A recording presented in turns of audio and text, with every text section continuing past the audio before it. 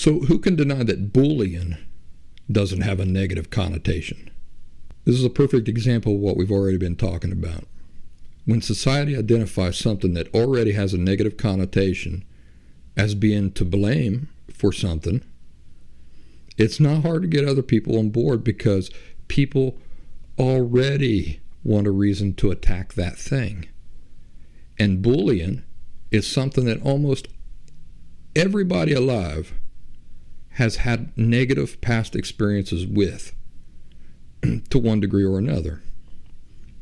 So as soon as somebody starts telling you that it's bullying that explains why this person committed suicide or why kids are taking guns to school and killing people, you and plenty of otherwise smart, really smart people are already primed to want to believe that because it's something you're already walking around with negative feelings and memories about. Well, bullying by peers, while never pleasant, is not the terrible cause of anything. In fact, bullying by peers is a constructive experience in young adulthood. That's the statement that I thought, surely that's going to get me banned from like YouTube or something like that. Bullying by peers in young adulthood and teenage years is a constructive experience because it prepares healthy people for the real world and life in the real world as an adult free agent. Folks, bullying ain't something, it ain't some phenomenon that contains itself to grade schools and high schools. Who believes that?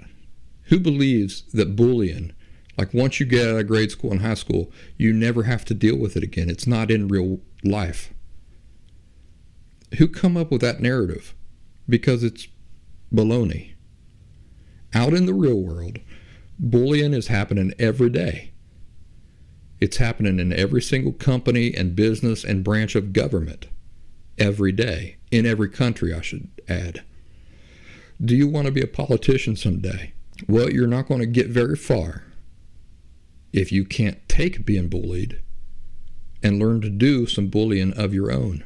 You know, literally, if you can't bully somebody, you can't bring yourself to do that. And you can't take getting bullied at all. Politics is not the field for you. You don't belong there. In fact, you don't belong in this world because you're primed for a reality that don't exist. Right or wrong has nothing to do with it. It's simply a matter of, do you want to survive in politics?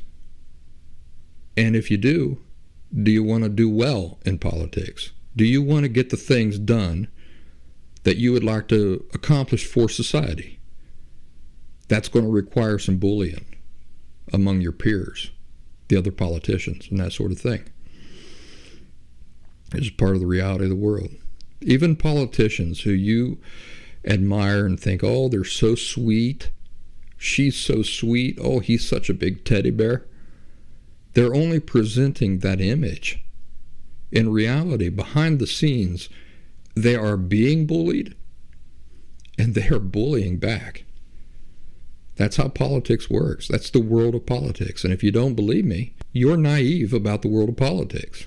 But it's not just politics. It's the same with any other business. I've worked in factories, out on construction job sites. I've worked for small business owners. I've worked for hospitals. I've worked as a contractor. I've worked in both blue-collar and white-collar jobs equally. Regardless of anywhere I've worked or in any field I've worked in, there was both subtle and not so subtle bullying. It's a part of life. It doesn't stop when you get out of high school. I mean, when you talk about politics in business, the politics in the workplace and stuff like that, what are you talking about? You're talking about bullying to a large extent. So, it's just a part of life. It's just a real part of life.